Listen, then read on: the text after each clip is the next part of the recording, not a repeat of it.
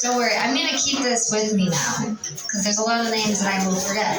Also, I'm gonna tell you again, you should eat dessert. You know how many blood, sweat, and tears went into me going to Safeway to buy that carrot cake? I hate Safeway, so please have some dessert. Alright. I'm excited to have somebody without a dick on the stage. Besides me. Well, no promises what I'm working with, really, but this person I'm certain. Put your hands together right now for Rose Nicole.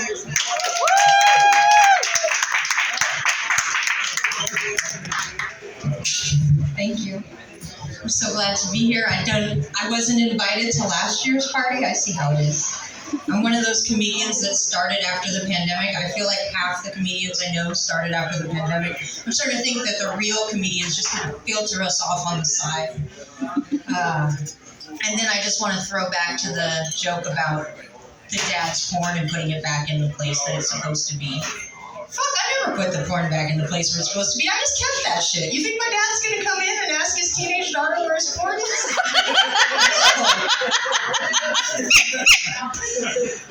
So I have new jokes because I thought I would have a bigger crowd of people that are used to my jokes and don't want to hear them. So that's why they're on paper. You have a choice. You can have memorization or you can have new jokes. So you're getting new jokes.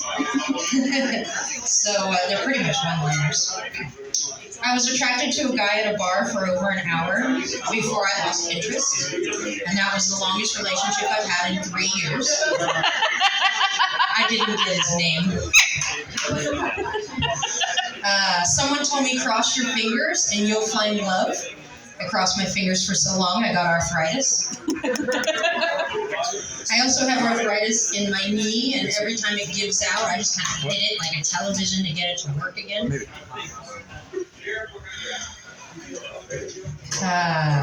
When you're newly single, this is clearly not my joke because I've been single for 5 years, but when you're newly single, you're fresh off the dick, and fresh out the stable, and fresh in a new outfit for your nipple rings. My friend wrote that, I don't know. I'm not that kinky, so don't choke me, but you can start with a finger in my butt, and if you pull out a beam, we got a problem.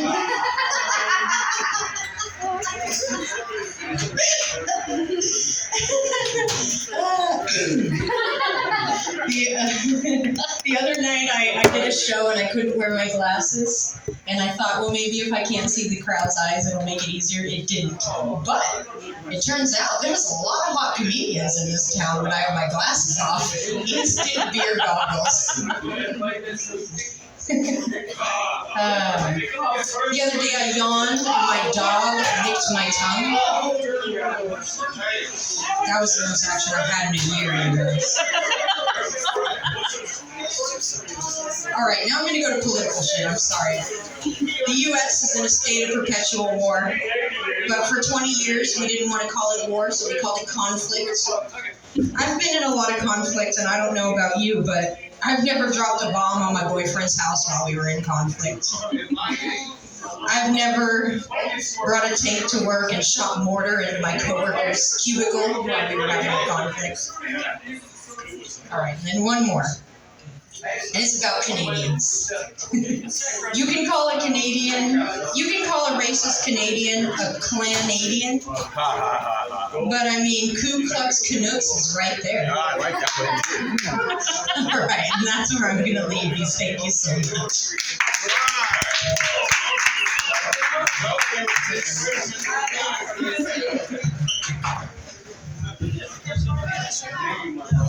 If you enjoyed that, just wait for our next comedian without a dick. Put your hands together for Danny D.